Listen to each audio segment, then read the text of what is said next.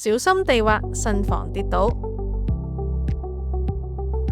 發生滑倒、絆倒意外，並唔係小朋友或者係老人家先會成日出現嘅問題。其實喺職場上，滑倒、絆倒或者係同一高度跌倒，一直都係本港甚至係全世界最常見嘅工傷意外類別。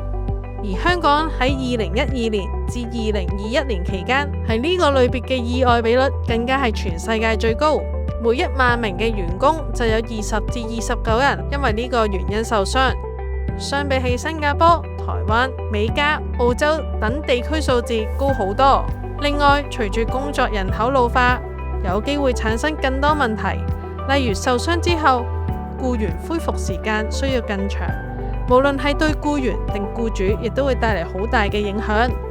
雖然喺工作場所發生意外嘅原因有好多，而其中4個主要原因分別為：第一，環境或外在因素；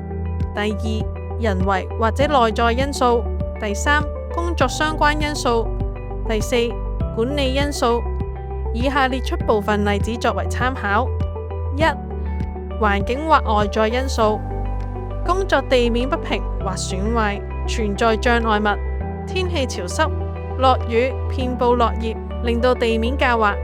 燈光不足，視野受阻，包括使用保護眼罩，個人防護裝備，例如保護鞋，可能會干擾到自然反應，降低人嘅平衡控制能力。第二，人為或內在因素，年長僱員肌肉力量、視覺表現、平衡控制能力等多項功能下降；年輕僱員因為冒險心態、缺乏經驗同埋危機感；低肌肉量直接影響平衡控制能力；肥胖人士可能較容易感到疲倦，而疲倦會損害平衡控制；工作經驗較長同埋安全意識及行為較好嘅僱員會比較少出現粗心、誤判、過度自信嘅情況。三、工作相關因素，工作節奏增加，步行速度加快，動態平衡穩定性會降低。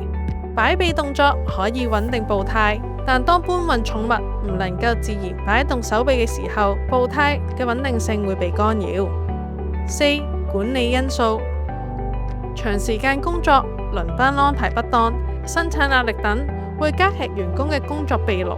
工作壓力同埋警覺性問題。缺乏安全指引，包括危害控制，即係發現同埋消除工作場所入邊嘅潛在危害。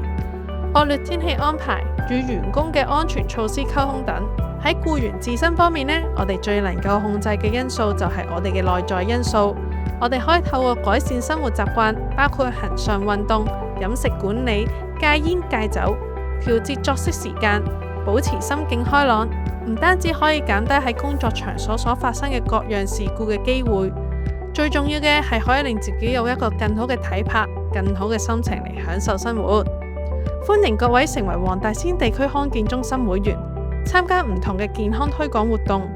有需要更可以約見專業同工，同大家一齊討論改善內在因素嘅方案。